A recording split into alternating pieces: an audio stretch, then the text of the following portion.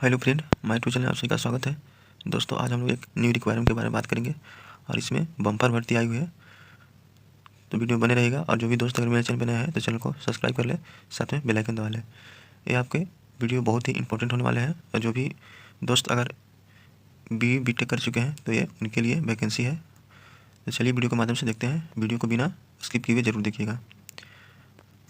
सबसे पहले आपको बता दें कि ये नेशनल थर्मल पावर है, जो किसी भी बिजली का सप्लाई करती है ना, यानी किसी पावर सेक्टर का सप्लाई करती है। इसमें टोटल पोस्ट की बात करें तो 475 पोस्ट है। कितना है? 475। लेकिन इसमें एक चीज़ है कि इन्होंने जो गेट पास किया है, गेट जो 2024 में पास किए हैं उनका भी एंट्री है और 2023 का भी एंट्री है। ठीक है, तो गेट जो पास कर चुके हैं उनके लिए प्लस अपॉर्चुनिटी है। अब यहाँ आपको बताएंगे, National Thermal Power and Corporation India Limited इसका फुल फॉर्म होता है। एडवांटेज नंबर है 19/23 requirement of engineering executive trainee 2024 through GATE, यानी ये जो है गेट के थ्रू आपको भर्ती लिया जाएगा।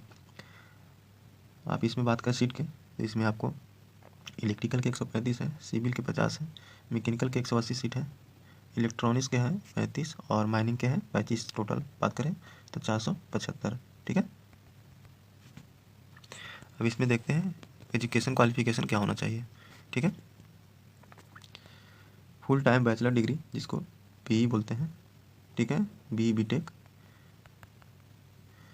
Full time bachelor degree. ठीक है, और आपको जो SC ST यानी जनरल OBC के लिए 65% चाहिए, यानी बीई बीटेक किए हुए हैं तो आपको 65% जनरल OBC हैं उनको चाहिए, और SC ST है उनको 55% चाहिए।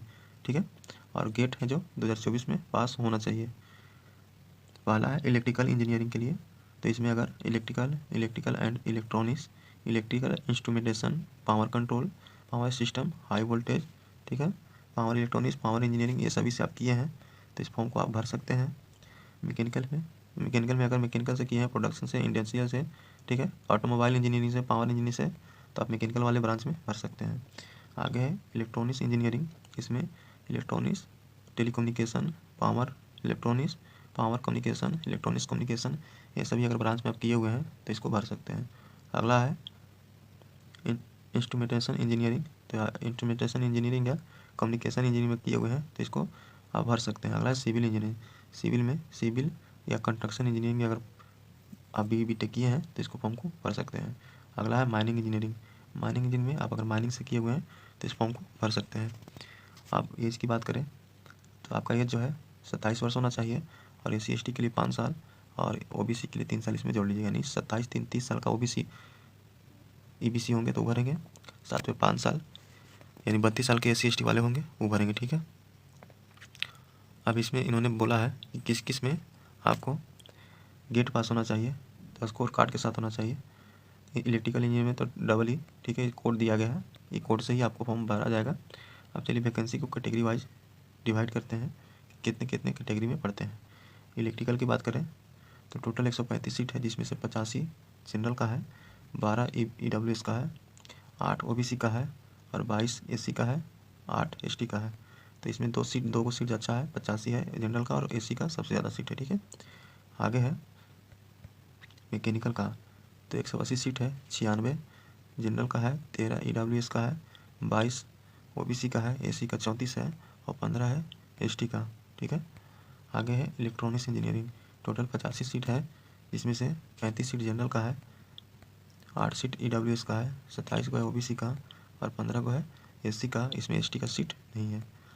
आगे है इलेक्ट्रॉनिक्स का, आगे है सिविल का टोटल 50 है, 25 जनरल, EWS का कोई सीट नहीं, OBC का 3 है, SC का 16 है और ST का 6 है। तो इसमें सिविल में और एक इलेक्ट्रिकल मैकेनिकल, तीनों में SC के सीट लगभग ठीक है। आगे है माइनिंग में टोटल 25 सीट हैं, जिसमें से 13 जनरल के हैं, EWS के सीट नहीं है, 3 है OBC के, 5 है SC के और 4 है ST के, ये सभी सीट हैं।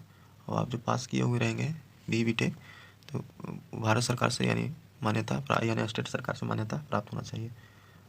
अगर आपका सिलेक्शन होता है तो सैलरी की बात करें तो आपको ग्रेड 1 E1 में जाइएगा तो 40,000 से आपको स्टार्ट होगा, 1,40,000 बेसिक पे होगा। ठीक है, अब इसका आप निकाल लीजिएगा, HRA DA ठीक है, ये सभी का। और एज रिलैक्सेशन की बात करें तो आपको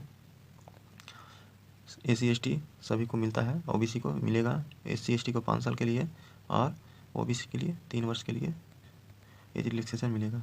प्लेसमेंट की बात करें तो आपको जब सिलेक्शन होगा तो 1 ईयर आपको ट्रेनिंग देना होगा, यानी 1 ईयर ट्रेनिंग करना होगा। ट्रेनिंग के दौरान वहाँ से फिर आपको 1 साल के बाद दूसरी जगह डिस्पैच किया जाएगा, ठीक है, यानी दूसरी जगह भेज दिया जाएगा। फॉर्म भरने की शुरुआत कब से हुआ है तो 28 जनवरी से स्टार्ट हो चुका है, ठीक है। और ये कब तक भराएगा तो यह 11 फरवरी तक, यानी 11/2/2025 तक इसका लास्ट डेट है। तो आप इसको समय रहते आप फॉर्म को फिलअप कर दीजिएगा, ठीक। याद रखिए 28 तारीख से फॉर्म स्टार्ट हुआ है और यह 11 फरवरी तक, यानी 11 तारीख दूसरा महीना 2025 तक इस फॉर्म को भरा जाएगा, ठीक है। अब इसमें अगर आपका सिलेक्शन होता है तो कैसे ज्वाइनिंग होगी उसके बारे में जिक्र करते हैं। अगर आपका सिलेक्शन हो जाता है तो इसमें एक बॉन्ड भराया जाता है, ठीक है। अगर आप छोड़ के इस नौकरी को आते हैं, जितने दिन का ये पीरियड है, अगर उतने दिन में आकर छोड़ के आते हैं तो आपको उसका मुआवजा देना पड़ता है, ठीक है। The selected candidate will be belong to general OBC और EWS will be required to execute and service bond of 5 lakh रुपये। अगर आप इसका 3 साल का पीरियड है, 3 साल के अंदर अगर आप छोड़ के आते हैं तो आपको 5 लाख बॉन्ड पे करना होगा। और अगर SC/ST हैं तो उनको 2.5 लाख का बॉन्ड पे करना होगा। कितना? 2.5 लाख का, यानी 2.5 लाख का इनको बॉन्ड पे करना होगा, ठीक है।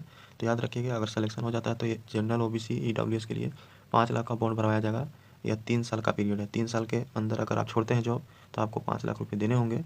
और SC/ST के लिए 2.5 लाख रुपये देने होंगे 3 साल पीरियड के पहले छोड़ देते हैं तो, ठीक है। तो ये इंपॉर्टेंट था और इसको समझना बहुत ज़रूरी है। बाकी जो है आपको हेल्थ से संबंधित सभी चीज़ जो मिलते हैं रेलवे के, सभी सुविधाएं आपको, बाकी जो सभी सुविधाएं जो रेलवे को मिलते हैं वो सभी आपको फैमिली को मिलेंगे। और साथ में इसमें और एक चीज़ है कि आपके बाल बच्चा जो होते हैं, यानी 2 गो अपने पुत्र को इसके माध्यम से, यानी कंपनी पढ़ाने के लिए अपने बड़े से बड़े स्कूल में एडमिशन करा देती है। अब आते हैं कि फॉर्म भरने के लिए आपके पास एप्लीकेशन फ़ी तो लगेगा ही, तो कितना लगेगा उसके बारे में हम लोग जिक्र करते हैं। अगर आप जनरल OBC EBC हैं, EWS हैं तो आपको इसमें फॉर्म भरने में आपको 300 रुपये देने होंगे, ठीक है। बाकी SC/ST होंगे तो उनको, महिला पुरुष कोई भी होंगे तो उनको फिर यानी पैसा पेमेंट नहीं करना होगा।